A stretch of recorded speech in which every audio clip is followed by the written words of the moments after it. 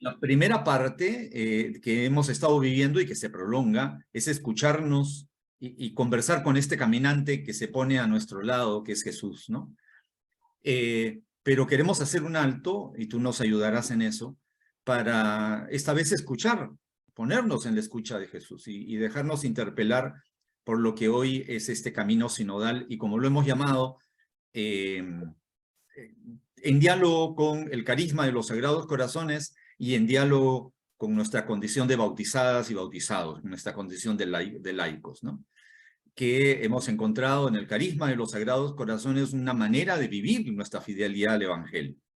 Y entonces nos ha parecido muy importante abrir este espacio a las diversas comunidades laicales, a quienes reiteramos nuestro agradecimiento, nuestra bienvenida, a hermanos y hermanas consagrados también, religiosos y religiosas de los Sagrados Corazones, pero también queremos subrayar el carácter laical de este encuentro, ¿no? Es el carácter de hermanos y hermanas que nos encontramos en el sacramento común que nos da identidad, que es el bautismo.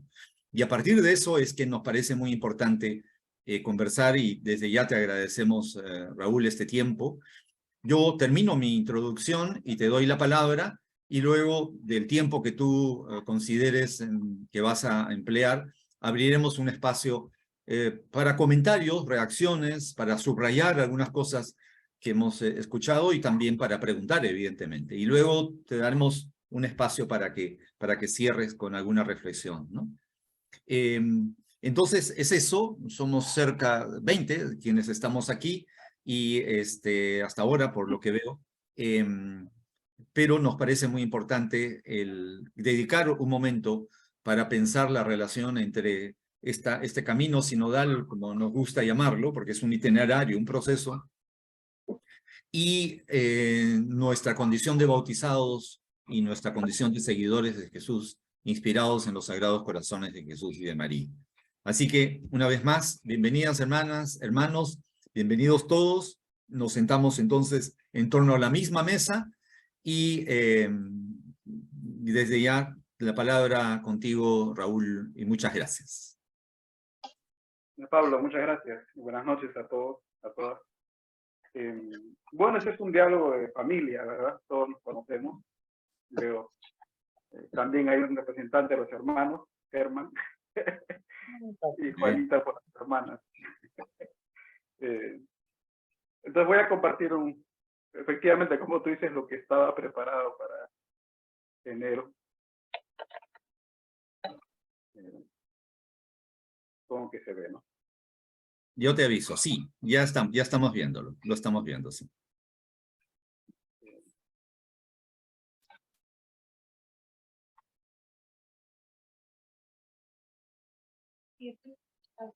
Bueno, lo primero que quería decir es que quisiera recordar un poco cómo es el camino sinodal que se ha planteado en la Iglesia, no está de más recordarlo, y dónde nos vamos a ubicar dentro de ese camino, para darle un poquito de perspectiva, ¿no?, al diálogo. Bueno, como saben, en octubre del 2021 empezó este proceso, ¿no?, sinodal en la Iglesia. Primero iba a terminar este año, octubre, y el Papa últimamente lo amplió hasta el 2024, ¿no?, por razones que ahora vamos a ver. Entonces se ha hablado de 3 fases de este camino eclesial. La primera fase empezó en octubre del 2021 y terminó en agosto del año pasado. Es conocida como la fase de la consulta local, ¿no? Es decir, un tiempo en que se enviaron cuestionarios a todas las diócesis, jurisdicciones eclesiásticas, y las diócesis enviaron sus respuestas, y cada conferencia de cada país hizo una síntesis de todas las respuestas, ¿no? Esa es la primera fase. Luego, con todas esas síntesis de cada uno de los países, en Roma, una comisión ha hecho lo que se llama el documento para la etapa continental, que es en lo que yo me voy a centrar. En la segunda fase, que es la que hemos entrado ahora, lo que se va a hacer es que con esa síntesis mundial de todas las respuestas, cada continente, en nuestro caso CELAM, va a ser a su vez una consulta, una respuesta, y va a enviar sus respuestas a Roma. Entonces, como ven ustedes, estos días, justamente, estamos en marzo de 2023, se están reuniendo por zonas en América Latina y el Caribe para responder a estas preguntas. Y luego vendrá la fase 3, que empezará ahora, ¿no? Dentro de pocos meses, que más bien ya es con todas esas respuestas de los continentes, se hará el Instrumentum Laboris, famoso documento de trabajo. Y en octubre de este año será la primera sesión de la Asamblea del Sínodo de los Obispos en Roma.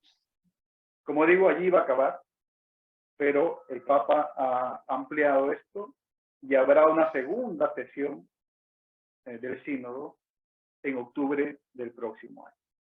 Como suele ser, al final de ese trabajo de octubre del próximo año, seguramente el Papa escribirá una exhortación apostólica post-sinodal, así se llama, ¿no? Así que esperaremos eso. Bien, ese es un poco el camino. Repito, estamos en la segunda etapa.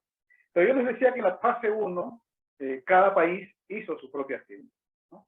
Entonces, la Conferencia Episcopal Peruana, esta es la carátula del documento, publicó un documento de 400 páginas donde uno puede encontrar la respuesta de todas las jurisdicciones eclesiásticas. Creo que son 46 en el Perú.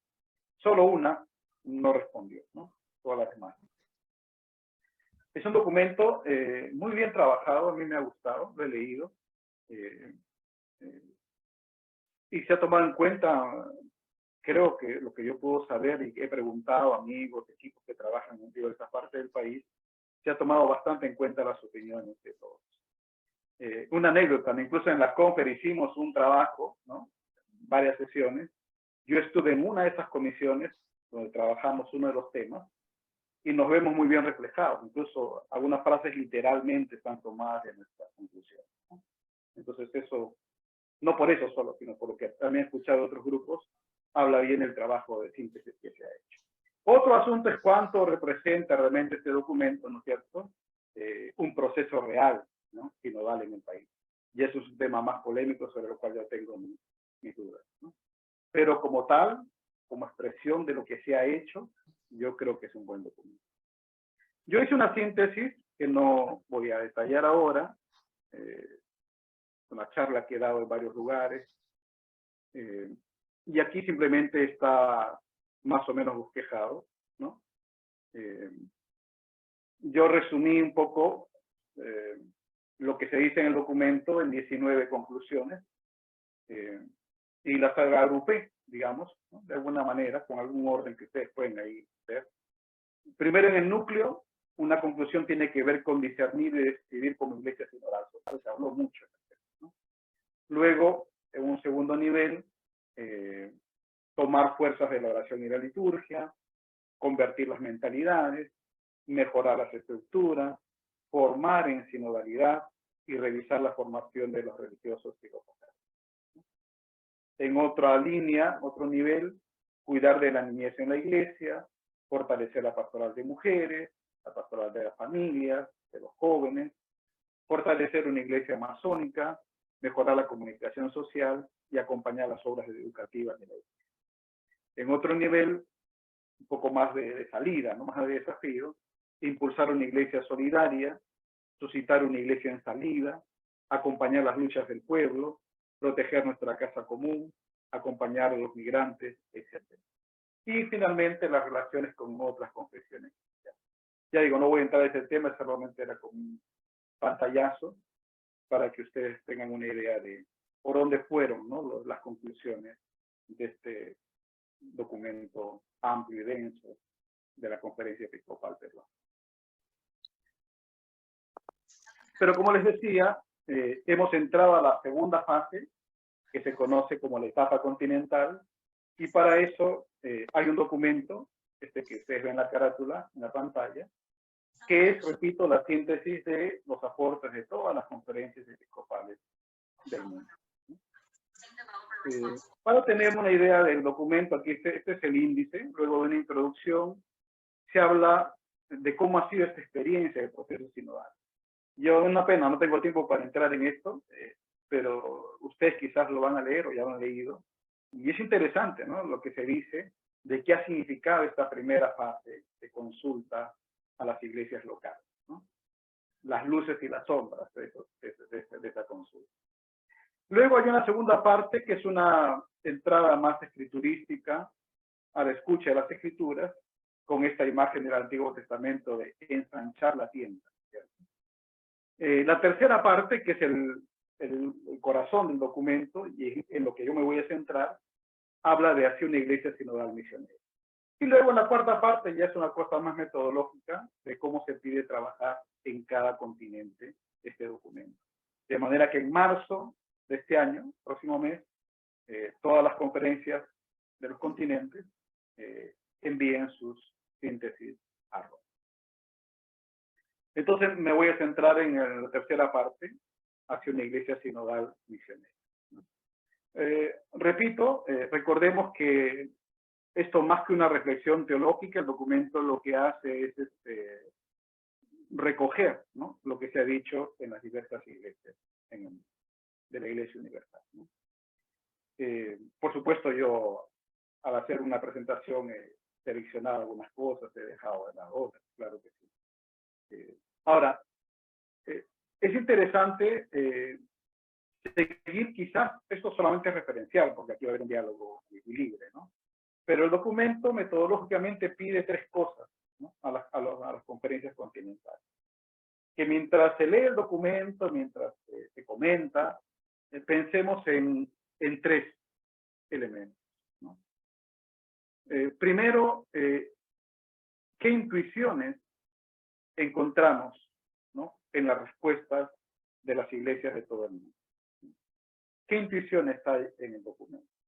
Sabemos que una intuición puede ser vista como una situación o realidad que percibimos de forma clara, ¿no?, casi directa, inmediata, y que debemos retomar, ¿no?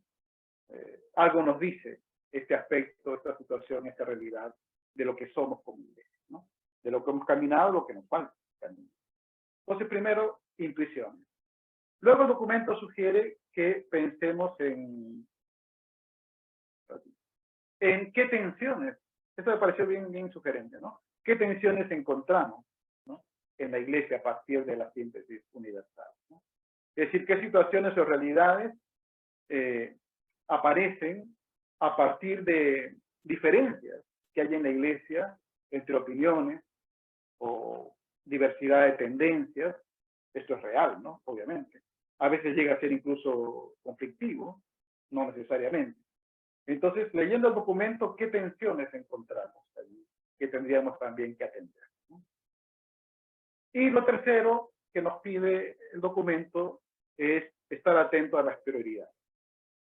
Es decir, qué situaciones o realidades tendrían que ser atendidas de un modo preferente de parte de la iglesia. Ya digo, esto puede servirles a ustedes para el comentario después, o si no, igual avanzaremos, ¿no? Como han visto ustedes en el esquema, hay 5 grandes partes en el documento. Dentro de la parte 3 hay 5 apartados, digamos. El primero titula La escucha que se convierte en acogida. Y se nos dice en el texto que el camino de la inclusión, ¿no?, comienza por la escucha y la conversión. Ustedes habrán visto a estas alturas del camino, porque no es la primera vez seguramente que hablamos de sinodalidad, que una de las palabras que están más asociadas, ¿no?, al camino sinodal tiene que ver con la escucha, precisamente, ¿no? Porque no se trata de caminar juntos sin escucharse, sino todo lo contrario, ¿cierto? Atentos unos a otros. Y entonces el texto dice, bueno, si queremos hacer un camino de inclusión dentro de la iglesia, tenemos que comenzar por escucharnos, darnos tiempo para escuchar. ¿Cómo lo vamos a hacer? Lo estamos haciendo, por ejemplo, esta noche, ¿no? Curioso porque en la síntesis nacional se habla claramente en la introducción de la gran dificultad que hay en la iglesia peruana por darnos tiempo para escuchar, ¿no? Eso es muy sintomático, ¿no? Y entonces el documento continental dice, bueno, de esta escucha, o mejor dicho, a la par va de la mano de la escucha, digo, la conversión. No podemos pretender escuchar al otro sin sentirnos movidos a la conversión, ¿no? O a los otros. Y esto supone entonces un movimiento de mutuo reconocimiento, ¿cierto? Reconocernos unos a otros como hermanos, bautizados obviamente, como sujetos activos, como personas con dignidad, igual, etc., ¿no? Y por lo tanto, el documento advierte la dificultad que tenemos de aceptar ser transformados por este escucha, lo que decía un poco antes, ¿no? Una escucha que no nos transforma no, es un poco estéril, ¿verdad? Y esto supone entonces un ejercicio cada vez más necesario de discernimiento dentro de la iglesia, ¿no? Se constata una suerte, yo diría, de déficit de discernimiento en las comunidades eclesiales. Y esto supone a la vez una superación del clericalismo, obviamente, ¿no? Donde hay clericalismo, no hay discernimiento. El Papa, cuando habla muchas veces de clericalismo, que sería otro tema, ¿no es cierto?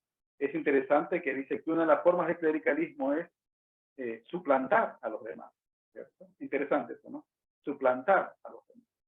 Claro, cuando no hay discernimiento, lo que se hace en el fondo es suplantar a los otros, ¿no?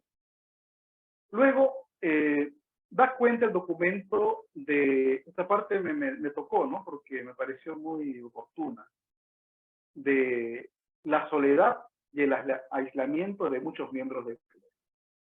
Claro, porque a veces cuando se habla de sinodalidad siempre hablamos del clericalismo, y está bien que sea, porque es real, ¿no? Es real. Pero también hay que ver que los sacerdotes, como pastores en la iglesia, también tienen una vida, ¿no? Y se ha recogido la opinión de que muchos miembros del clero viven o vivimos en soledad, en aislamiento, ¿no? Con poca empatía respecto de los más miembros de la iglesia, a veces atrapados en nuestra función más directiva, si se quiere decir. Y en el documento se habla mucho de la problemática real, ¿no? De la que lamentablemente en la iglesia no hablamos mucho, de las mujeres, ¿no? De los sacerdotes y también de los hijos, ¿no?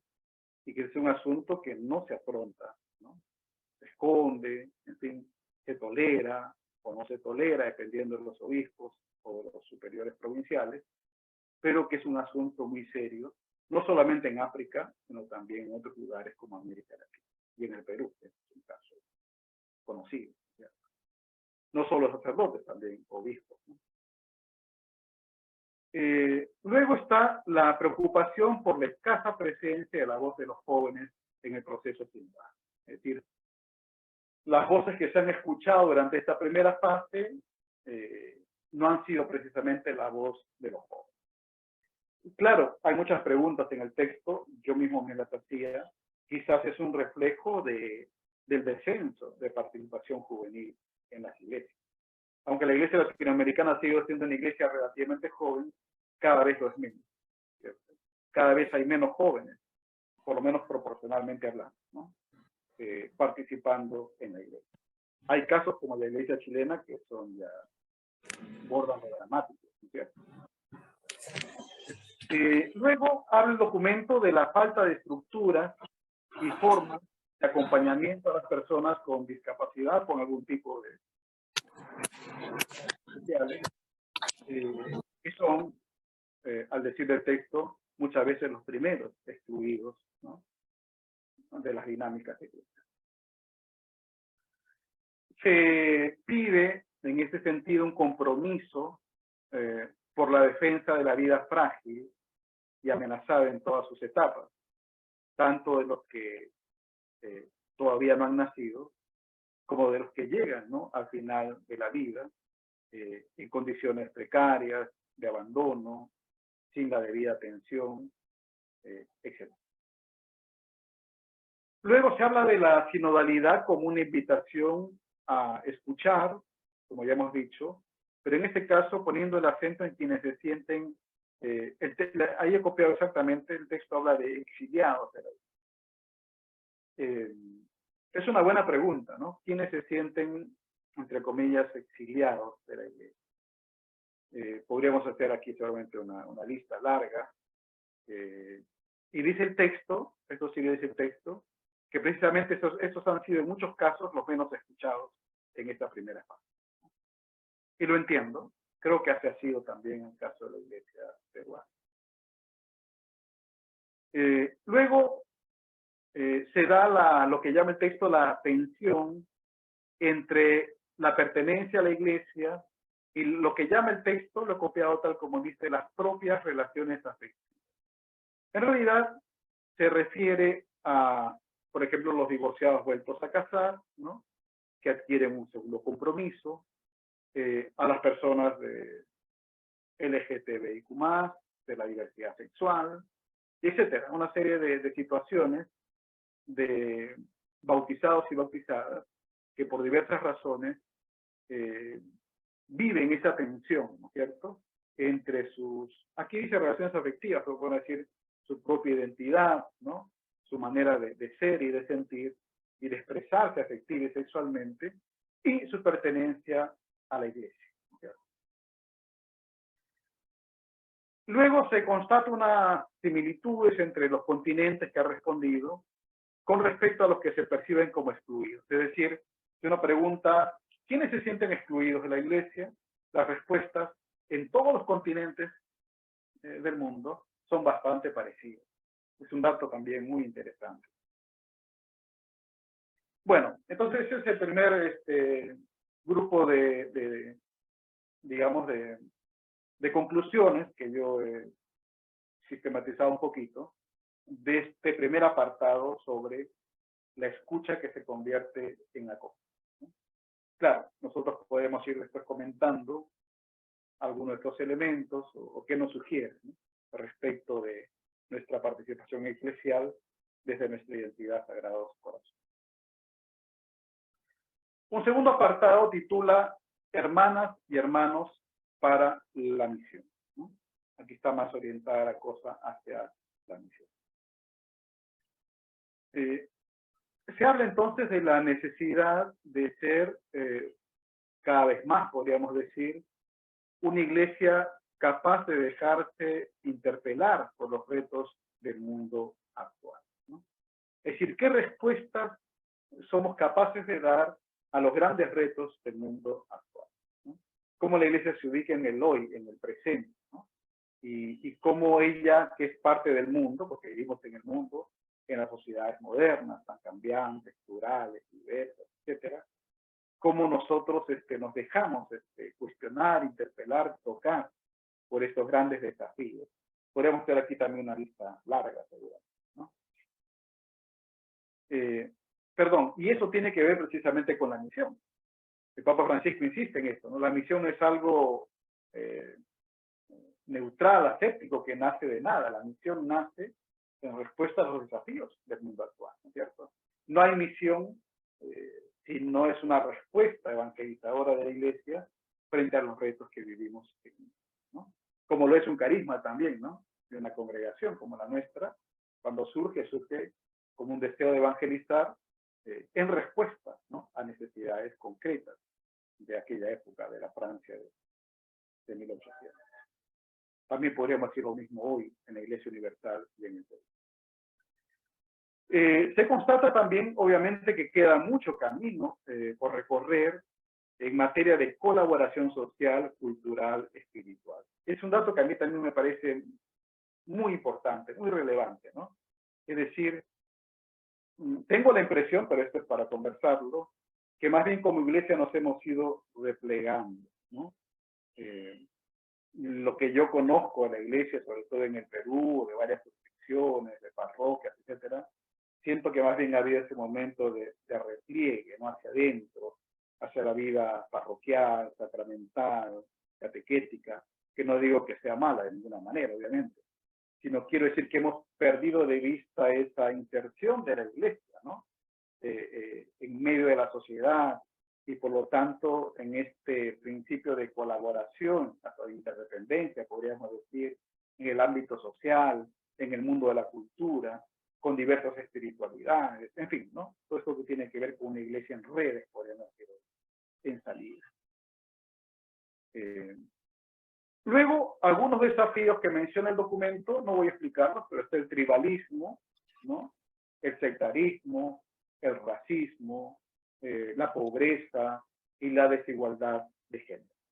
Claro, cada uno de estos desafíos daría mucho para hablar, pero me parecía importante a mí dejarlos anotados porque es algo que ha aparecido, ¿no? Con mucha fuerza en esta consulta de la primera fase. De hecho, uno podría aplicar esto al caso de Perú hoy y ver en qué medida estos desafíos también son nuestros, ¿no? De la iglesia peruana.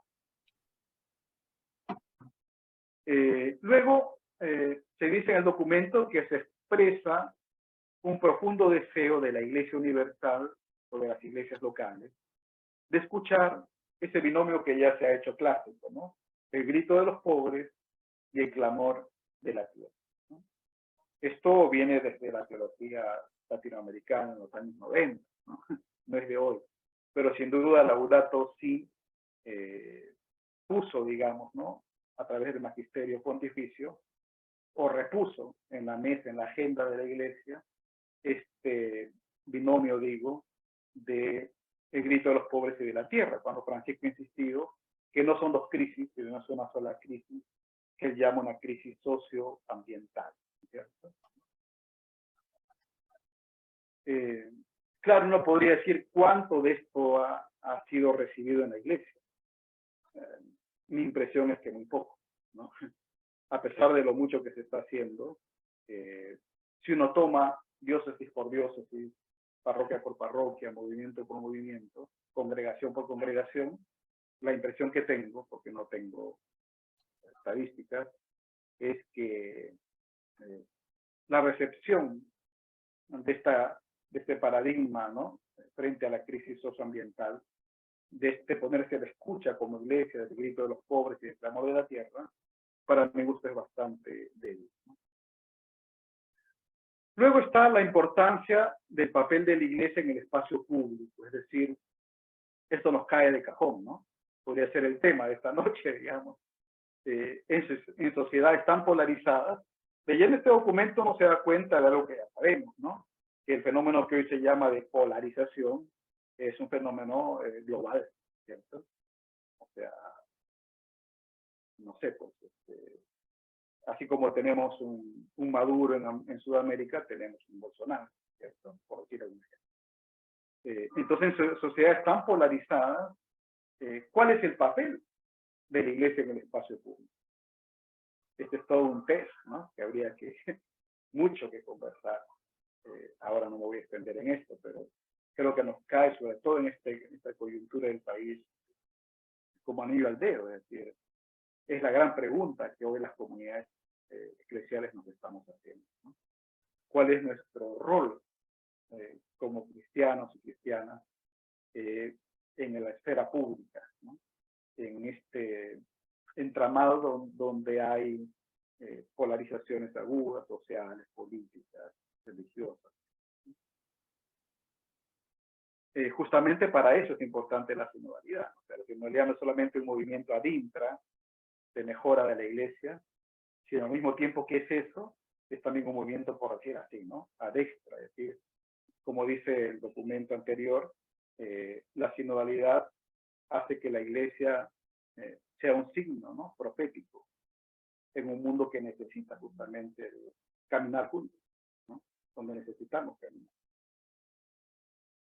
Luego se habla en el texto, en este segundo apartado, de cómo reforzar el camino ecuménico a partir de la colaboración, ¿no? Sobre preocupaciones comunes. Dice el texto algo que Francisco ha insistido mucho y otros papas, que hay que avanzar en el camino de la verdad, de la doctrina, ¿no? De la liturgia, pero eso es siempre complicado, ¿no?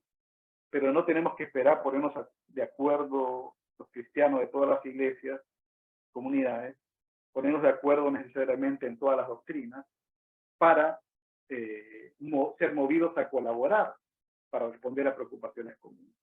Como fue durante la pandemia, por ejemplo, ¿no? O sea, no había católico, ni evangélico, ni protestante, ni anglicano, ¿sí? Ante una necesidad y una urgencia, todos colaborábamos para salir adelante.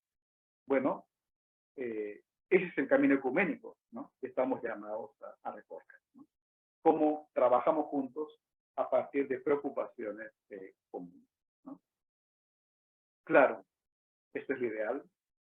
Lamentablemente ahora hay otros ecumenismos, ¿no? Entre comillas, ecumenismos políticos, que no son precisamente los de aquí, que lo que se aquí. Y se dice también que la unidad de los cristianos comienza con la llamada a la comunión entre las iglesias, ¿no? Finalmente, la iglesia cumple su misión, se dice, dentro de contextos culturales cambiados. Es decir, cómo se autocomprende, ¿no es cierto?, la iglesia sinodal hoy en el mundo, en contextos culturales que van cambiando a una gran velocidad, ¿no? Esto lo sabemos todos, o sea, los cambios culturales son cada vez más acelerados, ¿verdad? Por ejemplo, el tema de la secularización, ¿no? En América Latina la secularización es muy particular, no es la secularización europea, por ejemplo, no es la secularización estadounidense tampoco, es una secularización propia, ¿no?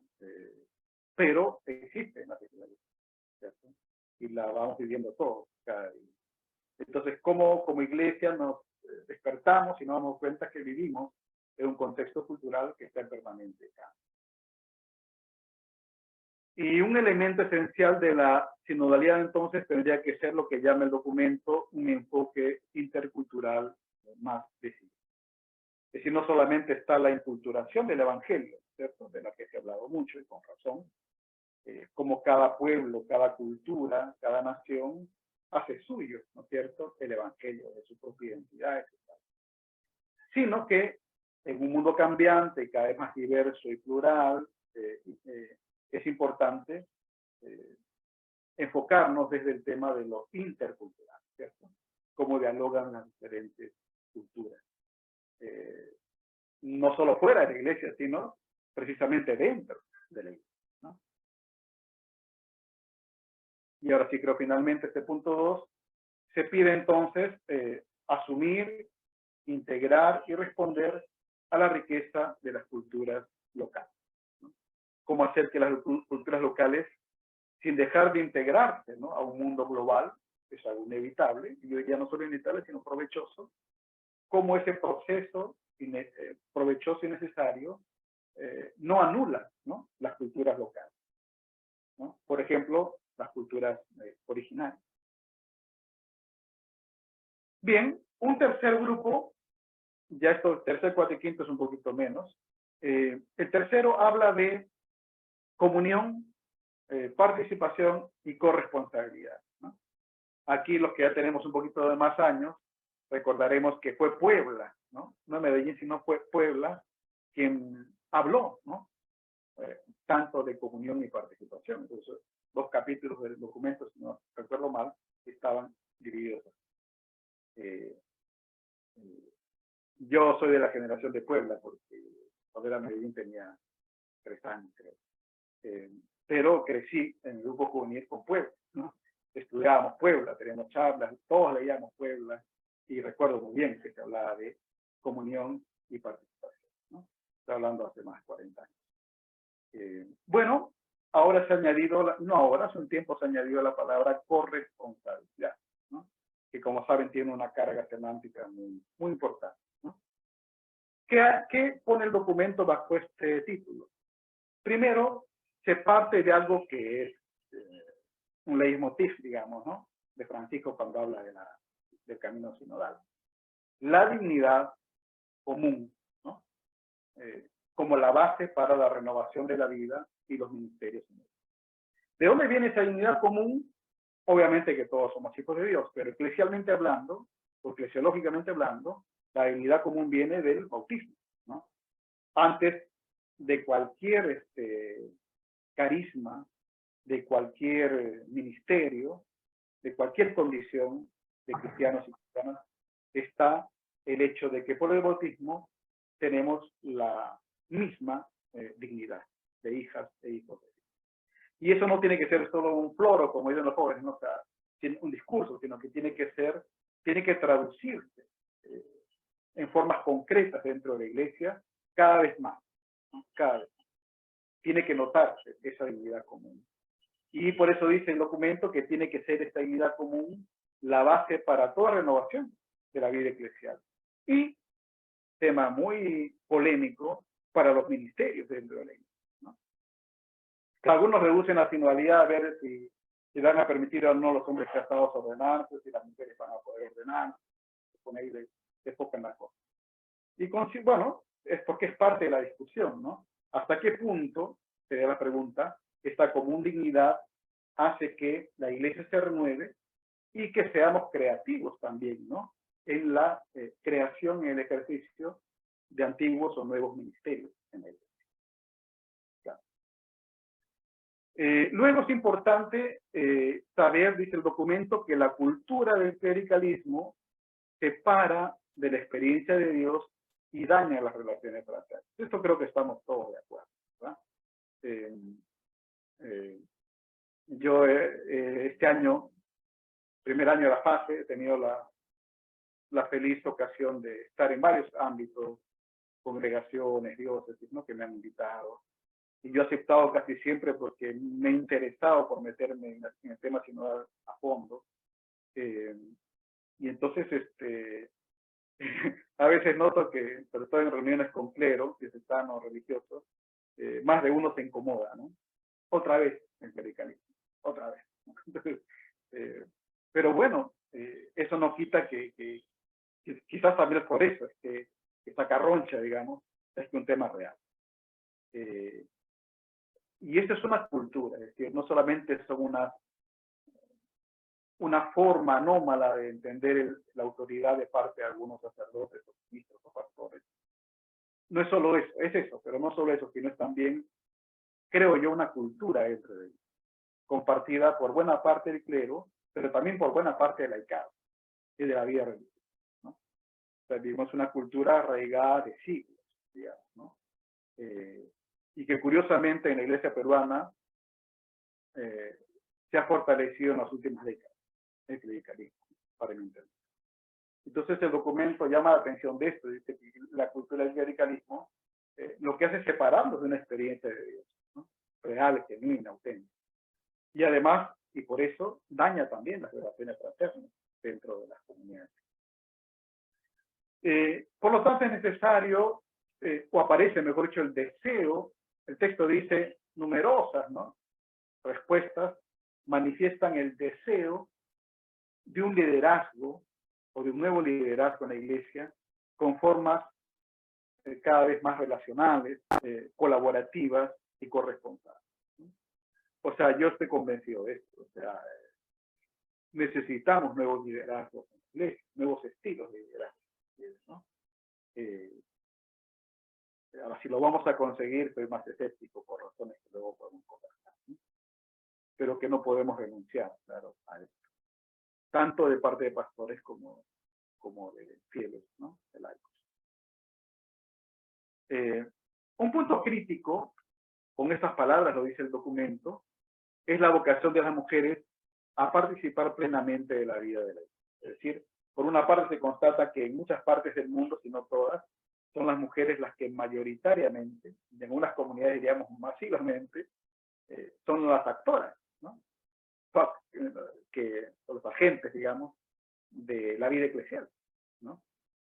Pero que eso no va en correspondencia con el lugar, ¿no? Que se les da o que ellas encuentran en la iglesia, ¿no? Y entonces, este es un punto crítico, claro. ¿Cómo se responde como iglesia a esa vocación, ¿no? A la que se sienten llamadas, obviamente las mujeres, de una participación cada vez más plena en todas las instancias de la vida de la iglesia, ¿no? podríamos decir, no solo como colaboradoras o ayudantes, sino como agentes y corresponsables de la vida y la misión de la iglesia. Las mujeres también piden, dice el texto, una iglesia a su lado ante el empobrecimiento que viven las familias, la violencia que sufren, ¿no?, las mujeres, y la humillación, ¿no? Y dice el texto, fuera y dentro de la iglesia, ¿no? Luego está, en este tema de comunión, participación y corresponsabilidad, la continuidad del discernimiento sobre algunas cuestiones específicas. Y se habla allí de cómo el tema de la ordenación, ¿no?, es un tema polémico. No recuerdo exactamente qué dice, pero es algo así como que algunos piden que la iglesia abra un camino por este lado y otros se oponen tajantemente. O sea, digamos que hay una fragmentación, no sé si polarización, en torno a ese tema dentro de la propiedad. En todo caso, se reconoce que las mujeres y las religiosas están a la vanguardia de las prácticas sinodales, ¿no? Esto es verdad de lo que yo puedo conocer, que no es todo, obviamente. Lo vivo así. Son las mujeres en las comunidades de base, las religiosas, lo sé por la conferencia, saben que he sido presidente un tiempo. Siempre participo ahora mismo, ¿no? Reconozco que tomadas en conjunto con relaciones masculinas y femeninas, son las educaciones femeninas las que mayoritariamente están, digamos, en la punta, digamos, ¿no?, de las prácticas sinodales, ¿no?, tanto en sus propias organizaciones de mujeres y laicas y religiosas, como en la iglesia misma o en la sociedad, ¿no? Claro. En todo caso, la corresponsabilidad de la que hablamos ahora se declina en clave de servicio a la misión común. Y otra vez aparecen los temas de los ministerios. Último punto, se habla por lo tanto de otro tema que es muy recurrente cuando hablamos de sinodalidad, de esta famosa armonización de los dones jerárquicos y los dones carismáticos, ¿no?, en la iglesia. Otro tema que daría mucho para hablar, pero cómo avanza la iglesia como iglesia adornada de dones, como se dice, ¿no? Donde hay dones jerárquicos, es decir, llamados al ejercicio del ministerio, ¿no?, ordenado en la iglesia, que supone el pastoreo, en fin, y al mismo tiempo dones carismáticos, ¿no?, esos dones que otorga el Espíritu a todo bautizado, a toda bautizada, para que sean puestos al servicio de la edificación de toda la iglesia. ¿Cómo se armonizan ambos tipos de dones en una iglesia sinodal? Es la gran pregunta. Cuarto apartado, voy un poquito más rápido. La sinodalidad toma forma, dice el texto. Bueno, vamos a ver. Por lo tanto, hay una necesidad de otorgar una forma de proceder sinodal a las instituciones y estructuras. Es decir, cómo la sinodalidad va tomando forma, o cómo podría tomar forma, yo lo pondría incondicional, es que tenemos que revisar las instituciones y sus estructuras, ¿no?, por dónde circula, digamos, la sinodalidad formal, ¿no? Yo suelo hablar así más técnicamente, una sinodalidad espontánea, de todos los días, de las relaciones de tú y yo, y hay una sinodalidad más formal, entre comillas, que es la que depende de las estructuras eclesiales, ¿cierto? Claro. Por ejemplo, puede que un párroco sea muy simpático, muy extrovertido, muy amigable, y tenga una buena relación sinodal con la gente, con mucha confianza, pero no tenga consejo pastoral o nunca lo convoque, o no tenga consejo económico o no le hace caso. Entonces, claro, hay sinodalidad espontánea, al parecer, pero no hay sinodalidad formal, porque las instituciones, las estructuras, ¿no es cierto?, las dinámicas que están normadas, digamos, no funcionan. Entonces, ¿por dónde circula la sinodalidad formal? No hay manera. La dinámica del proceso sinodal presenta una novedad a la tensión global local, ¿no? Bueno, se entiende, ¿no? Se pone una tensión entre lo global y lo local, y entonces esa tensión puede de alguna manera sobrellevarse a partir de una dinámica más sinodal. Y por lo tanto, es la que me refería, se habla de la importancia de prestar atención a las estructuras, por ejemplo, de las asambleas eclesiales. No sé, tengo una parroquia, yo soy el párroco, bueno, por lo menos una vez al año, ¿no? Debería haber una asamblea parroquial. En este momento hay un montón de parroquias donde nunca hay asamblea, ¿no? Se llama a los laicos cuando hay que organizar la catequesis, cuando hay que hacer un bingo, cuando hay que hacer una actividad, y todo el mundo feliz. Pero rara vez se convoca una asamblea eclesial, donde la gente sea parte, ¿no?, del discernimiento común, de las líneas pastorales, ¿no? O, por ejemplo, el tema de los consejos pastorales, los consejos económicos, etc. Hay una diversidad, ¿no? Hay parroquias donde no hay parroquias donde hay y no funcionan, hay parroquias donde hay, funcionan, pero el párroco no les hace mucho caso, y hay parroquias donde sí, hay, funcionan, y el párroco atiende en buena medida las consultas a los laicos, ¿no? La importancia de la transparencia, esto me parece a mí, no sé cómo decirlo, urgente, o sea, urgente, ¿no? No podemos seguir caminando como caminamos desde el libre de transparencia, ¿no? Entonces, es importante la transparencia en las decisiones, la transparencia en las relaciones, la transparencia en la economía, ¿no? Porque esa transparencia sinodal es la que impulsa una verdadera corresponsabilidad en los procesos de toma de decisiones, ¿no? Claro, si no hay información real, no hay decisión mejor, digamos. No sé si por lo tanto, las instituciones eclesiales deberán integrar la sinodalidad en el modo de ejercer su función. Claro, una comunidad, como las comunidades laicales, por ejemplo, un movimiento, una parroquia, un colegio católico, un hospicio, no sé. Pensemos en cualquier institución eclesial, ¿no? Tendría que preguntarse, ¿y nosotros cómo integramos la sinodalidad en el modo como en nuestra institución se ejercen las funciones? Por lo tanto, esto va de la mano con la adopción de un estilo auténticamente sinodal que interpela también a la vida consagrada. Claro, aunque el documento nacional y el universal reconocen que es la vida consagrada, y esto es un elogio, digamos, a la vida consagrada, ¿no? Se dice que es la vida consagrada la que se ha caracterizado históricamente por proponer formas nuevas de sinodalidad. Y yo, que algo sé de historia de la Iglesia, historia de la vida consagrada, creo que es así, efectivamente. Quizás porque la vida religiosa debería ser o es menos institucional y más carismática, ha permitido que haya un ejercicio de la sinodalidad, ¿no?, a cierto nivel. En fin, podría extenderme un poco más en esto, pero no quiere decir que no necesitemos avanzar mucho más, claro que sí.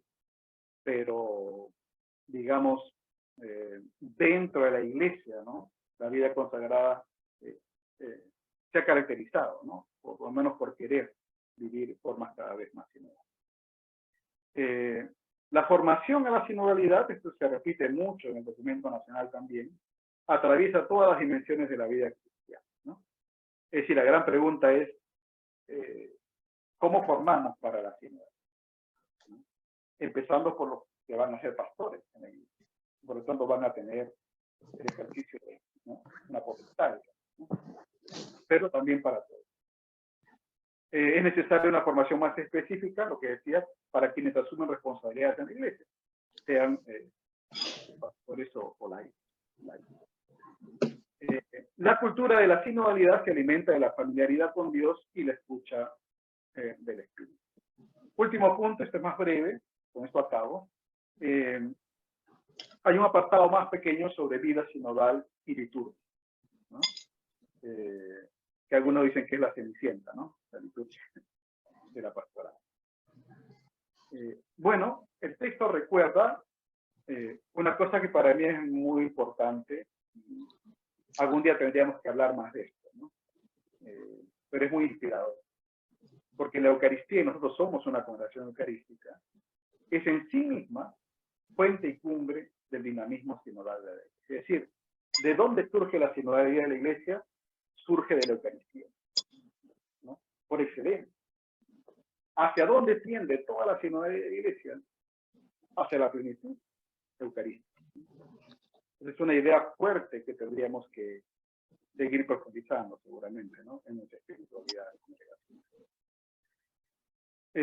Ahora, la vinculación de muchos bautizados, el texto pasa por el fenómeno de la religiosidad popular. O sea, interesante que en varias partes del mundo se diga la importancia del fenómeno de la religiosidad popular.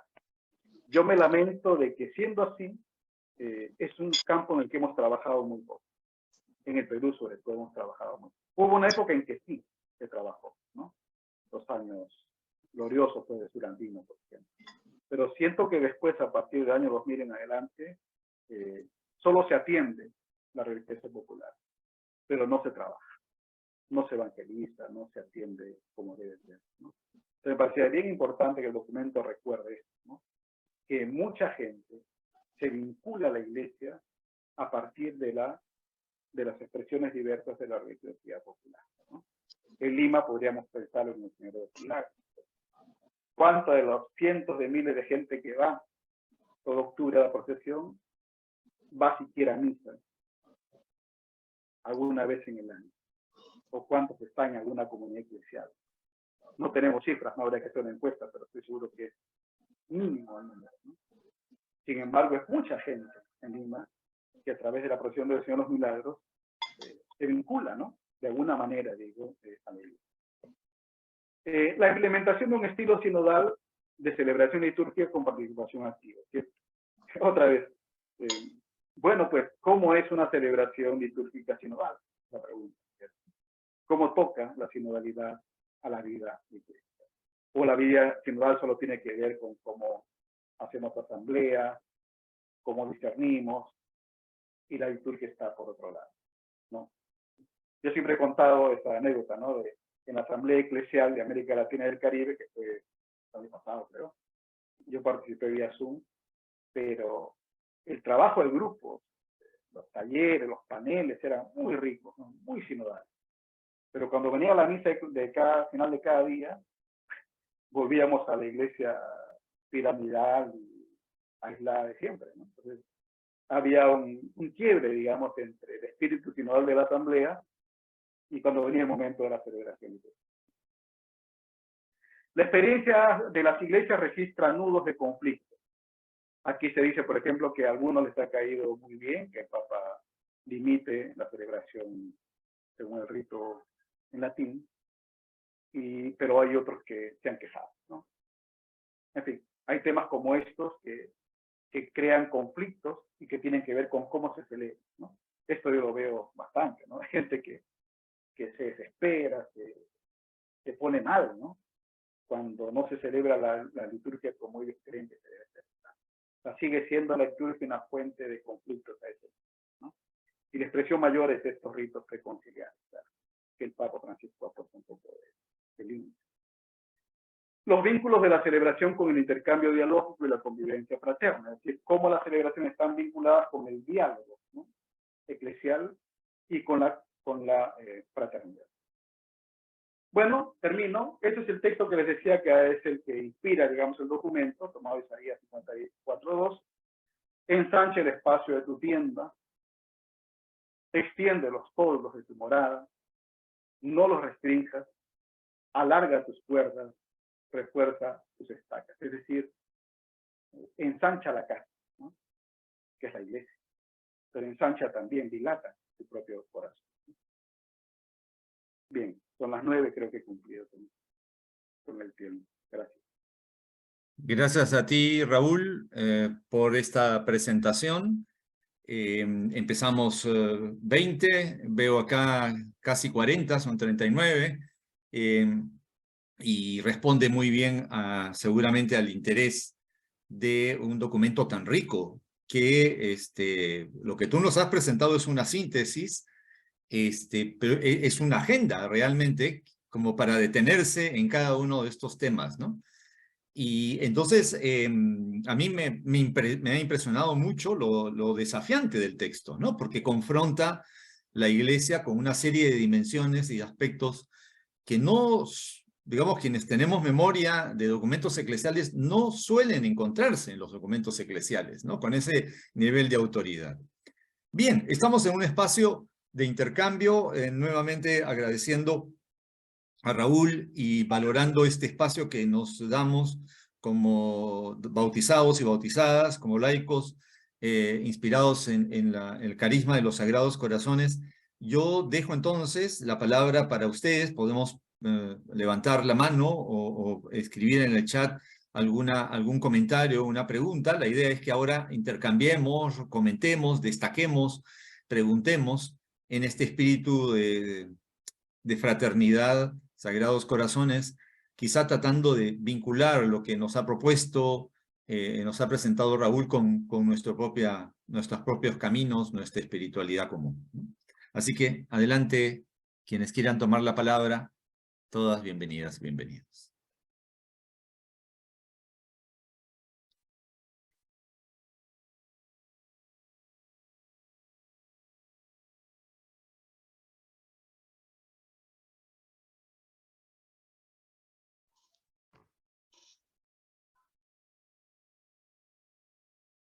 A ver, ¿se me escucha? Sí, sí, sí, Ok, perfecto. adelante, adelante. Yo, en principio, un poco decepcionado porque cuando se hablaba de la sinodalidad en el carisma de los Sagrados Corazones, pensé que se iba a hablar respecto, aterrizar un poco en los Sagrados Corazones. Ok, ese punto uno que sí me parece necesario, digamos, enmarcar esto dentro de, digamos, los participantes de esta reunión, pues, ¿no? Que somos miembros de comunidades Sagrados Corazones y somos laicos, ¿no? Sagrados Corazones. Y por ahí, bueno, una confusión que yo no esperaba, pues, ¿no? Sí quería mencionar, digamos, algunas cosas que me parecen básicas respecto de la sinodalidad, digamos, enmarcado en nuestra vivencia laical, enmarcado dentro de nuestras comunidades, ¿no? Y es el tema de, digamos, yo entiendo desde esta realidad que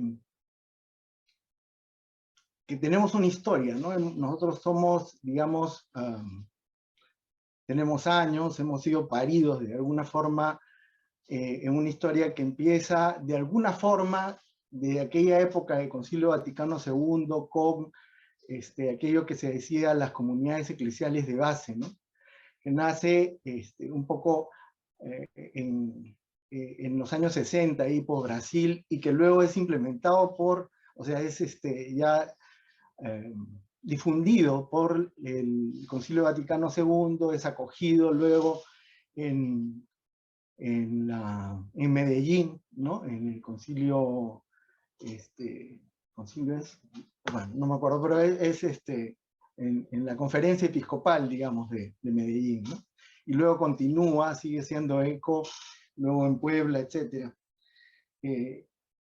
Héctor de Cárdenas, digamos, a la comunidad que yo pertenezco, inicia de alguna forma esta experiencia de comunidades y muchos de nosotros, de los que actualmente participamos de este evento, hemos tenido la experiencia, algunos ya inclusive de conocerlo, ¿no? De conocer a Héctor y esa, digamos, entusiasmo, esa emoción que le ponía por construir comunidades laicales, ¿no? Y esta experiencia, digamos, nos ha acompañado y nos sigue acompañando a nosotros ya más de 50 años, ¿no? Luego esta experiencia se va trasladando y todavía siguen naciendo comunidades ya no juveniles, ya más adultas, ¿no? Con pena sabemos que que son los jóvenes que le dan, digamos, más impulso, le dan más energía, le dan más emoción y pasión, digamos, a la vida comunitaria.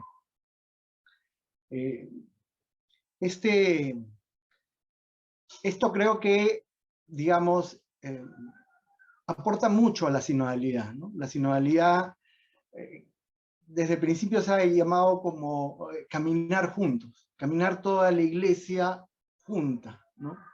Donde es cuerpo de Cristo, donde cada elemento, cada parte, el dedo, el cerebro, el corazón, la uña, en fin, ese cabello va jugando un papel importante dentro de la iglesia y en ese sentido cada uno es valioso y por ahí nosotros creemos que aportamos, digamos, un laicado un poco más comprometido, un poco más formado, ¿no?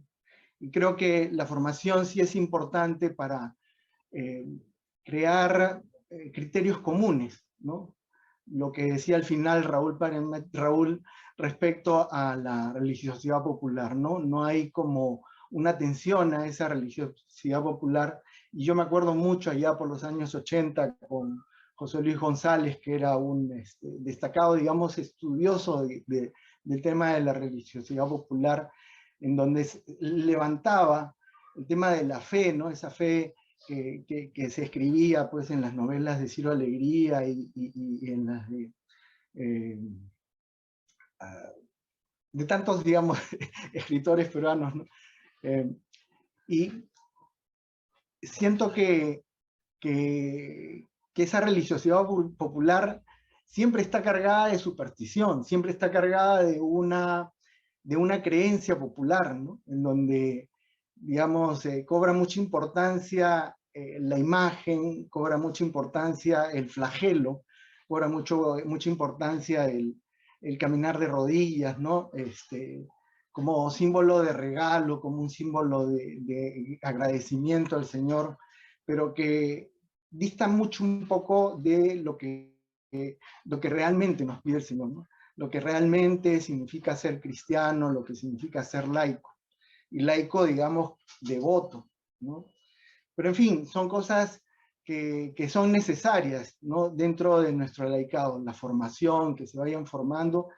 Y dentro de las comunidades yo creo que se ha ido consiguiendo eso, ¿no? O sea, gente que se va haciendo más, digamos, laico comprometido, un laico que se va, digamos, limpiando de esas supersticiones y se va limpiando también del clericalismo, ¿no? Ese clericalismo que es amén al Padrecito, que el Padrecito es un santo, que a él hay que darle que cada cosa que haya que hacerle, pues que sea gratis para él, porque él ha dado su vida comprometida, y el Padrecito sufre, y el Padrecito ha renunciado a un montón de cosas, y es una vida muy sacrificada. Cuando cada uno de nosotros va siguiendo su propia vocación, ¿no? Una vocación que nos va haciendo felices. Y eso lo vamos descubriendo nosotros. O sea, yo no soy cura porque el Señor no me pidió ser cura. El Señor me pidió ser papá, me pidió ser laico, y laico comprometido. Y en esas ando y meto la pata también, por supuesto, ¿no? O sea, nadie es completamente perfecto, ¿no? La santidad pasa, digamos, por sabernos débiles, por sabernos frágiles. Y bueno, por ahí puedo ampliar un poco más este asunto, pero siento de que la experiencia de comunidad es fundamental, ¿no? Y eso lo declaro, digamos, como testigo, ¿no? Testigo en carne y propia. O sea, ya voy a cumplir 60, yo voy a cumplir 60 años, y yo entré a la comunidad a la edad de 15 años, 14 años. Y esto para mí me ha brindado gozo, me ha dado felicidad, y me ha dado, digamos, la posibilidad de estar siempre al lado del Señor y no ser simplemente una fantasía juvenil, ¿no? y siento de que ese es un aspecto que de alguna forma debe ser, digamos, manejada al interior de la congregación, ¿no? Nosotros luego hemos tenido la posibilidad de recibir el regalo de la rama laical que la hizo, bueno, que la formuló algún superior general hace varios años, en el año 95, pues lo manda, digamos, como una idea innovadora. Y muchos religiosos, inclusive los laicos, nos quedamos, ¿y esto con qué se come? ¿Cómo es? Y anduvimos, digamos, un poco a ciegas, sin saber qué hacer, cuando simplemente o siempre hemos sido los invitados, pero aquí teníamos que construir cosas, ¿no? Y en este construir cosas descubrimos que el laico ciertamente tiene una serie de potencialidades, de capacidades que nos brinda, digamos, el bautismo. Nosotros hemos descubierto que tenemos la capacidad de ser santos, la capacidad de también hacer una teología, digamos, poco profesional, pero también a ser inspirados por el Espíritu. Y en ese construir teología desde la experiencia de la rama secular, nos ha llevado, digamos, a hacer coqueteos con esa palabra que recién venimos a conocerla hace un par de años, que es la sinodalidad. La sinodalidad no la verbalizamos sino hace 2 años, pero sí ya la conocíamos, porque ahí descubrimos que nosotros éramos capaces, digamos, de construir nuestra propia forma de seguir al Señor y ser felices, ¿no? Porque el Señor nos hablaba de manera particular a cada uno de nosotros. Daniel, perdón, te pido... Lo estoy haciendo muy larga, ya, discúlpeme, Sí, es que, ya. Pero para finalmente favorecer a otros, ajá, sí. somos varios quienes quieren participar. Discúlpame, Daniel. Sí, discúlpeme. Sí, lo que pasa es que, bueno, yo creo que tengo una pasión y de repente ya una locura, y es que la sinodalidad, digamos, exige, digamos, escucharnos, ¿no? Y esta ocasión, digamos, después de hace casi año y medio, ¿no?, que lo formula el Papa Francisco, yo he esperado, digamos, que se me escuche a mí, he esperado que la congregación me diga, ¿y ustedes qué opinan al respecto?, ¿no? Y entonces se ha ido, digamos, postergando, ¿no? Me acuerdo yo mucho, inclusive cuando vino Alberto Tután, eso fue en el año 20, justo 2 días antes que empezaran la pandemia, ¿no? Recuerdo que le hicimos una pregunta, oiga, ¿y cuándo nos reunimos para, ¿no?, esto de pensar la pastoral laical, que es, digamos, una tarea común entre las 3 ramas? Y Alberto Tután me miró, y muchos de ustedes se acordarán, y yo espero que no se hayan olvidado, me miró y movió la cabeza. Y siguió moviendo la cabeza, pero nunca dijo, buena idea, o no, eso es imposible. No, simplemente movió la cabeza, y dejando un silencio evidente de que mejor políticamente no responder, ¿no? Para que sea para que no hayan problemas.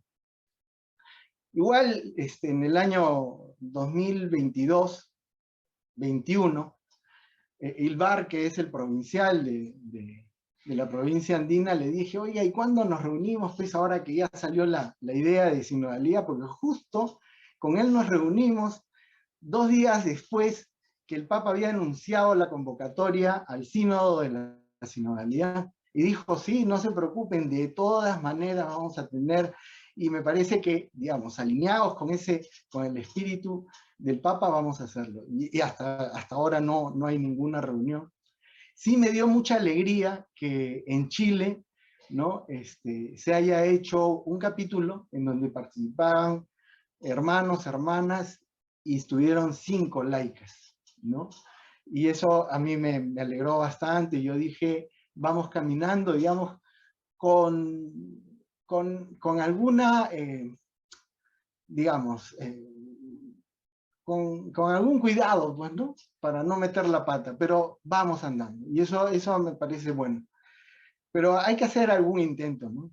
Allá por el año 17, 16 también hubo una posibilidad Daniel, de eso, pero no, discúlpame, ya. con la Bueno, ya, fraternidad entonces, ya, suficiente, ya no hablo más, Gracias. tengo Has un montón tomado de casi cosas que 15 decir, minutos de este tengo un tiempo. montón Te de hemos cosas que escuchado. decir, Te hemos pero escuchado. espero los comentarios de Raúl al respecto. Gracias. Gracias. Ha pedido la palabra Pepe Coloma y luego también Juan Carlos Tausen. Adelante, Pepe.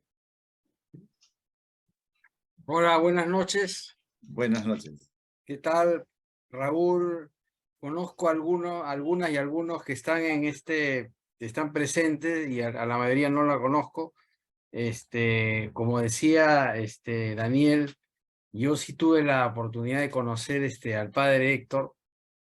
Estuve vinculado a la comunidad en sus inicios hace muchísimos años, impresionante, 40 años, pero bueno.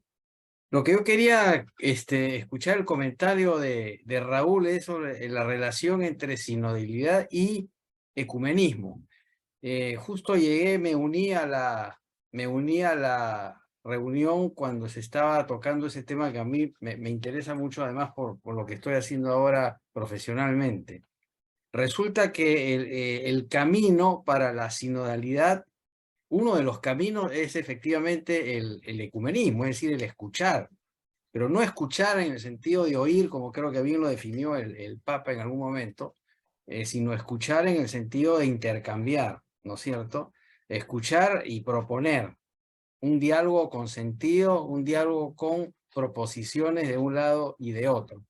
Y entonces comentaba Raúl que en nuestro medio, y creo que también en América Latina, sí se está dando una suerte de ecumenismo entre, por ejemplo, la Iglesia Católica y el sector pentecostal de la Iglesia Cristiana. Pero a mi modesto entender, y seguramente muchos comparten mi opinión, se está dando en un sentido malo, en un sentido equivocado, ajeno al Evangelio, ¿no? En nuestro medio se está dando un hecho inédito.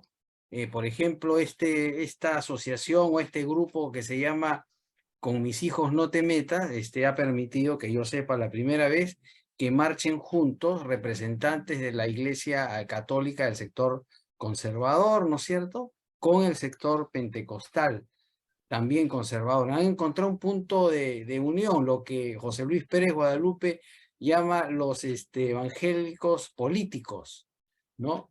O ya no los políticos evangélicos, en fin. Entonces, quiere decir que ellos ven un poco el escuchar en función de quién más o menos piensa como yo, y hacia él les tiro la mano para el intercambio, ¿no? Entonces, la pregunta sería, quienes estamos o creemos, estamos en otra posición dentro de la Iglesia Católica, ¿a quién le tendríamos que tender la mano? Por ejemplo, de los hermanos cristianos. También solamente tendríamos que hacerlo con quienes dentro del sector cristiano también hay sectores progresistas. A ellos le vamos a tender la mano, porque si no caeríamos en lo mismo que criticamos a los del otro lado, es decir, ¿no? Ecumenismo, diálogo, pero solo con el que camina y piensa como yo. Eso es. Gracias, Pepe. Gracias. Escuchamos ahora a Juan Carlos Tausen. Y abiertos a otras intervenciones, por favor. Adelante, Juan Carlos. Ya, me quedo un poco con lo que dijo Daniel respecto al esperar ser escuchados, pero además me quedo mucho también con lo que dijiste, Raúl, respecto a que la sinodalidad tiene que aterrizar en lo institucional, en lo formal, ¿no? Pensando ya en los Sagrados Corazones, reconozco que, al igual que Daniel, yo tenía una expectativa de algo más aterrizado en la vivencia de la familia Sagrados Corazones, de la congregación, en las comunidades laicales, etcétera, cómo facilitar el pasar a esa dirección. Yo estoy ahorita marcado por dos episodios, uno a nivel territorial y uno a nivel un poco más amplio, ¿no? El primero al que se aludió en algún momento aquí fue precisamente la frustrada reunión de las 3 ramas en enero, ¿no? Y digo marcado porque para los de la rama secular, particularmente, me atrevo a asegurar que para la gran mayoría fue muy frustrante. Porque, claro, hermanos y hermanas ya habían tenido sus asambleas, ya habían hablado de un montón de cosas. Tal vez estoy prejuzgando, pero me quedé con la sensación de que para ellos y para ellas habían hablado ya de lo importante, se habían ocupado de lo que era indispensable. Y bueno, la reunión con los laicos era un evento simpático, ¿no? Valioso, bonito, pero prescindible. Mientras que para nosotros era la única oportunidad en todo el año de poder hablar con hermanos y hermanas seriamente, que habían venido de distintas partes para sus asambleas, ¿no? Y de hecho, la víspera habíamos estado en una asamblea nosotros, puntualizando entusiastamente cosas de las que íbamos a hablar, cosas que íbamos a proponer, etc. Y de pronto nos dicen, no se ha decidido que se cancela. Eso a nivel territorial. Lo otro mucho más fresco. Se está preparando el segundo encuentro mundial de la rama secular en el mundo, ¿no? Y hay 2 aspectos. Uno, cuando hubo el primer encuentro mundial, cuando se convocó, nos dijeron que ese primer encuentro mundial iba a ser el único que iban a organizar hermanos y hermanas y que luego nos tocaba a nosotros.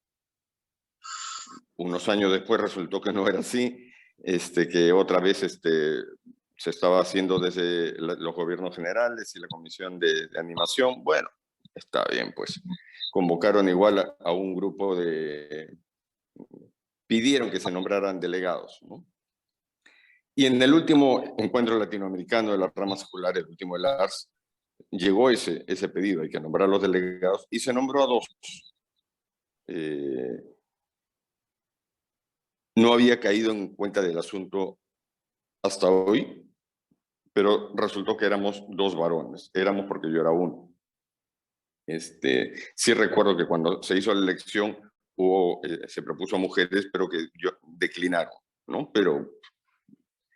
Y hoy día se comunica conmigo una hermana diciendo, ¿sabes qué? Se ha visto la conveniencia que sea un hombre y una mujer los representantes de cada lado, ¿no? Entonces, se ha pensado más bien decirle a esta hermana, ¿no? Y a mí me dejó bastante desconcertado. Número 1, porque se ha pensado desde arriba, desde hermanos y hermanas.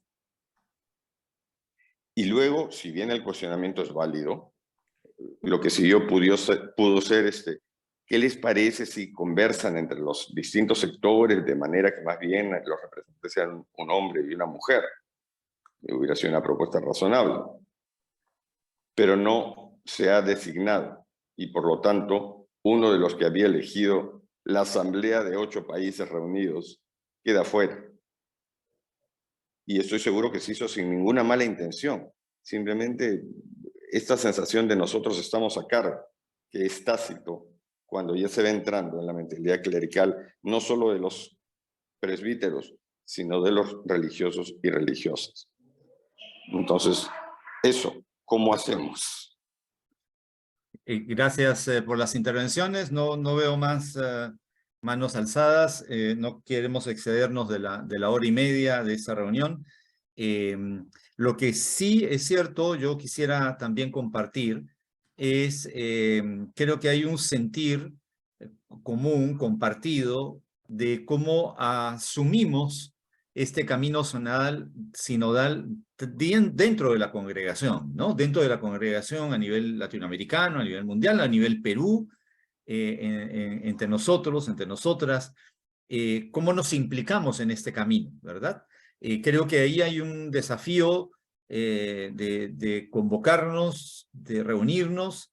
Yo comprendo también ese espacio que se cortó del 21 de enero, que hubiera sido un muy buen punto de partida para releer estos desafíos que la Iglesia está planteándonos en términos de los Sagrados Corazones, ¿no? Y cómo renovar formas, estructuras, todo esto que lo ha planteado muy bien el documento y que Raúl ha destacado, creo que hay que ponerle nombre y apellido, fecha, locación, como se dice, para concretarlo, ¿verdad? Porque en ese proceso estamos, es un proceso seguramente que tiene sus pasos, pero que tenemos que empezar a dar, ¿no? Porque me parece que la interpelación va a eso, ¿no? Es decir, a que digamos, no sea una dimensión lejana a nuestra vida, sino que sea cercana a lo que nosotros estamos viviendo, ¿no? Y a lo que es nuestro sentido de pertenencia, y en ese sentido la congregación es nuestro espacio, ¿no? Y eso es muy importante, ¿no? Entonces, no sé si hay algún otro comentario. Yo dejo la palabra, antes de darle la palabra a Raúl para que cierre con una reflexión esta noche dedicada a la sinodalidad.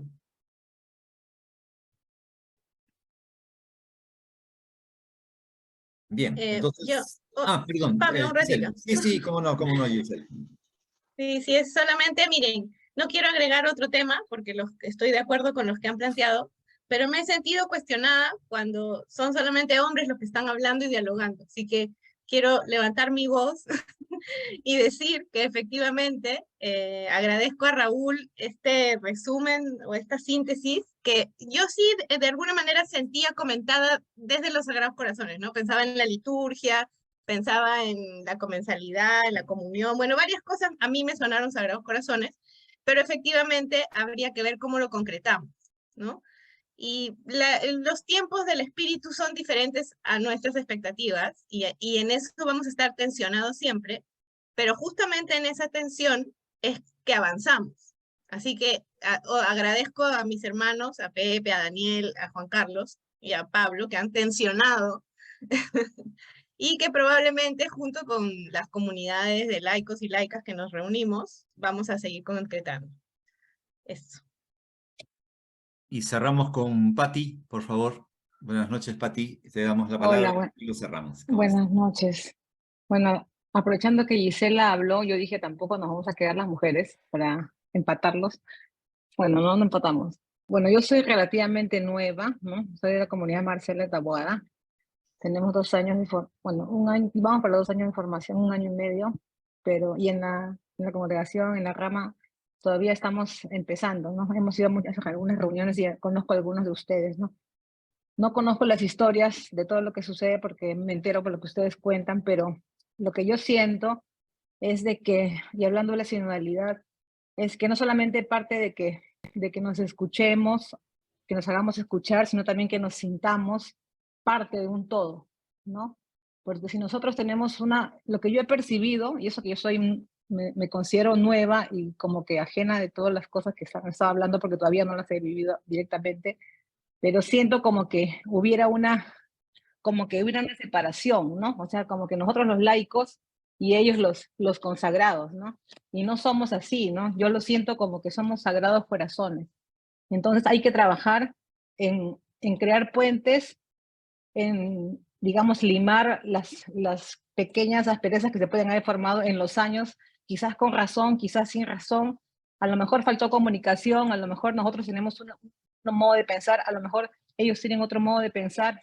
Hay que pensar que si hacen algo, por algo será. Igualmente, si nosotros pensamos algo, por algo será, pero no debemos dejarlo ahí. No pienso que debemos comunicarnos y que para hablar con un hermano, una hermana, ahora que tenemos la tecnología, o sea, tampoco es que si se perdió una reunión porque hubo una fecha que se suspendió, tenemos el resto del año para poder conversar, para comunicarnos, acercarnos, buscar a Susana, buscar a Franklin, hablar con el padre Hilbert, ahora con la tecnología y exponer nuestras ideas, ¿no? Entonces pienso de que hay que tratar de sumar, de todos construir y trabajar por nuestra congregación, ¿no? Eso es lo que quería aportar. Gracias. Muchas gracias, Pati. Gracias también a Giselle. Y tienes la palabra entonces, Raúl, para cerrar con algunas reflexiones o comentarios que te hayan suscitado nuestros comentarios. Gracias. Gracias, sí, varias cosas. Bueno, no escuchar, pero explicar que me pidieron presentar lo que había preparado para la jornada de enero. Y yo entendí, hablando con el equipo de la jornada de enero, que la idea es que lo que se quiere era mirar ampliamente cuál es el sentir de la Iglesia Universal y dentro de ella la Iglesia peruana sobre el camino sinodal que estamos haciendo, como lo he hecho. Y a partir de eso, en esta jornada, yo pensé que aquí también iba a ser igual, la pregunta era, bueno, ¿y esto que la Iglesia, esto que hemos tomado el pulso, digamos, de lo sinodal en la Iglesia, de qué manera conecta con nuestro carisma? No tanto con las ramas, ¿no? Sino con nuestro carisma, ¿sí? Con nuestra identidad Sagrados Corazones, sea a nivel comunitario, sea a nivel personal, es decir, en qué medida nos sentimos identificados, ¿no? Y como dijo Giselle, efectivamente, yo no quise ser explícito porque sentía que eso iba a ser parte del diálogo justamente, pero es obvio que hay muchas de las cosas que aparecen en este camino sinodal que al menos yo siento que empatan muy bien con lo que somos nosotros, ¿no? Laicos, laicas, religiosas, religiosos, sacerdotes en la congregación. Y de allí siento que hay grandes fortalezas en la congregación de cara a una iglesia que quiere ser cada vez más sinodal. Y al mismo tiempo hay varios desafíos, como eso por una parte.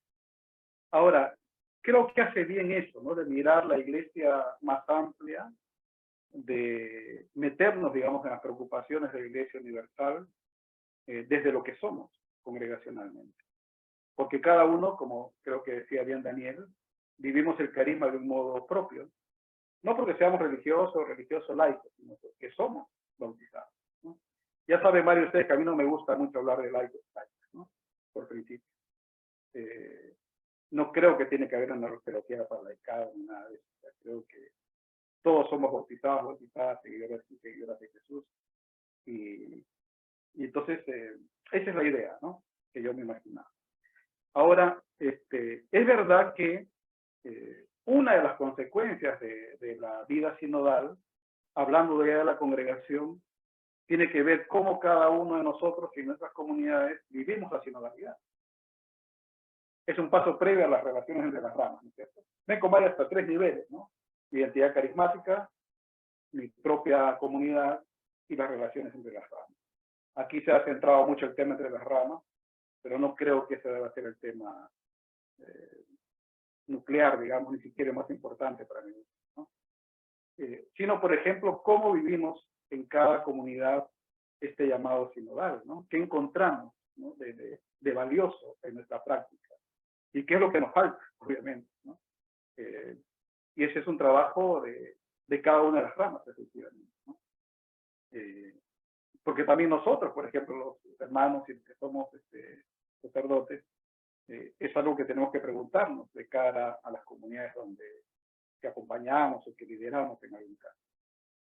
Y efectivamente, un tercer nivel es el al que se ha hecho alusión más de una vez aquí, que me parece también necesario, ¿no? Cómo ya institucionalmente vivimos la sinodalidad formal, para decirlo así, dentro de, entre ramas, por usar ese lenguaje, ¿no? Porque claro, informalmente, como yo ponía como ejemplo, se vive, ¿no? Qué duda cabe que hay, creo yo, relaciones cercanas, bastante horizontales entre nosotros, aparte de la amistad, ¿no? Pero efectivamente hay un tema que creo que está pendiente, por lo que han ido diciendo varios de ustedes, de cómo vivimos esta sinodalidad en las relaciones más institucionales, estructurales, formales, de las ramas, ¿no? Ese es un tema que efectivamente creo que es pendiente, pero creo que no agota, ¿no? el movimiento sinodal que hay en la iglesia y en la congregación. Y solo para coincidir, yo también lamenté mucho, porque a todos nos cayó de sorpresa que se suspendiera la jornada de enero. No se trata ahora de buscar culpables, pero sí de evitar esa idea de que a los hermanos y las hermanas, como tuvieron lo suyo, estaban tranquilos y felices, y no es así, ¿no? Nos sorprendimos porque además la reunión era en Monterrico, donde no llega ninguna marcha, ninguna manifestación. Y entiendo que fue por eso, por el conflicto. Quizás porque algunos se iban a movilizar en otras zonas de Lima, no lo sé. Pero yo creo que se podría hacer y no hay por qué esperar este enero, ¿no? Si los coordinadores de cada rama conversan, se puede hacer hacia mitad de año, en otra ocasión, pero creo que ese diálogo sobre cómo vivimos las sinodalidades de nuestro carisma, en cada rama e interramas, creo que sí es necesario, ¿no? Hacerlo. Justamente para ser parte de este proceso sinodal también nosotros. Y para terminar y no dejar sin comentar lo que dijo Pepe, efectivamente él ha intuido bien. Efectivamente, José Luis Pérez Guadalupe habla de un ecumenismo político. Dice, no hemos logrado un ecumenismo interreligioso, intereclesial, pero hoy aparece un fenómeno que se llama el ecumenismo político. Que el fenómeno Rafael López Aliaga fue visible que hay un sector de católicos y un sector de evangélicos que no tienen ningún problema en unir intereses, ¿no? Bajo lo que Pérez Guadalupe llama ya no una agenda social típica, ¿no? Sino una agenda más bien moral, ¿no? Pro familia, pro vida, etc. De manera que, como él bien dice, este ecumenismo le llama ecumenismo político, entre comillas, que aúna fuerzas, digamos, conservadoras, en cierto sentido, que parece que aspiran más bien a defender, ¿no? Los intereses, los principios, los valores de la Iglesia, y a eso responde su intervención en política. Y no como era el modelo que viene de los años 70, de personas que participan en política desde su identidad cristiana, pero que participan con otros en la búsqueda del bien común, ¿no? No aspirando a un estado confesional, sino más bien atendiendo incluso un estado laico donde quienes somos creyentes podamos trabajar con otros, ¿no? Por el bien común. Ese sería otro tipo de ecumenismo, digamos, ¿no? Pero sí, coincido con lo que dice Pepe, yo también creo que ese ecumenismo político, entre comillas, existe, y sería largo quizás meterme en el tema ahora, pero efectivamente yo también tengo mis críticas respecto de ese modelo de la participación de los cristianos, católicos, evangélicos, en la cuestión pública o la cosa política, ¿no? En el país. Pero bueno, eso era porque no quería dejar sin comentar ahora. Bueno, y gracias por este tiempo. Muy bien, muchas gracias, Raúl. Gracias a todos ustedes quienes han estado esta noche en esta reflexión sobre este camino sinodal y sus desafíos para la vivencia del carisma. Creo que esto en el fondo es una gran invitación a leer directamente el documento. Voy a pedirle a Raúl si después podemos compartir la síntesis en las imágenes que nos ha presentado, pero desde ya las fuentes para poder acceder a estos documentos, porque creo que en tanto los podamos leer y comentar en nuestras propias comunidades, podremos enriquecer y solidificar todo lo que se nos está proponiendo. Quiero destacar solamente dos cosas al cerrar, que es, como varios lo han evocado al momento de intervenir, nuestras vocaciones de bautizados y nuestro sentido de pertenencia son expresión de sinodalidad, ¿no? Son expresión de quienes se acercaron, de situaciones, de coyunturas, aún en medio de conflictos, y que interpelaron nuestras vidas, y hoy estamos aquí respondiendo a esos llamados que en algún momento sentimos y que son parte de nuestra vocación profundamente personal y a la vez compartida y es comunitaria. Y la otra dimensión que me ha encantado, y Raúl la subrayó bien, es cómo en la Eucaristía, efectivamente, en esa comensalidad eucarística que es fraterna, que es horizontal, en la que celebramos la presencia del Señor, que se alimenta, que nos alimenta y que nos invita a ser alimento, eso que es tan propio de la congregación y que siempre hemos procurado, creo que en nuestras comunidades, celebrar la Eucaristía de una manera muy sencilla, muy transparente, muy cena del Señor. Nos ha parecido muy importante escuchar que el documento destaca que allí está la fuente también y la experiencia misma de la sinodalidad como ya una realización, un anuncio y a la vez una mirada hacia la plenitud de lo que queremos vivir. En ese espíritu entonces es en el que nos quedamos en esta noche, agradeciendo la participación de Raúl y agradeciendo la participación de todas y todos ustedes para compartir. Esperamos que en nuestras comunidades esta reflexión se prolongue y se encarne, así vamos a seguir caminando. Ya tendremos nuevas noticias siempre en la congregación, así que muy buenas noches a todos y gracias por su participación. Gracias. Muchas gracias.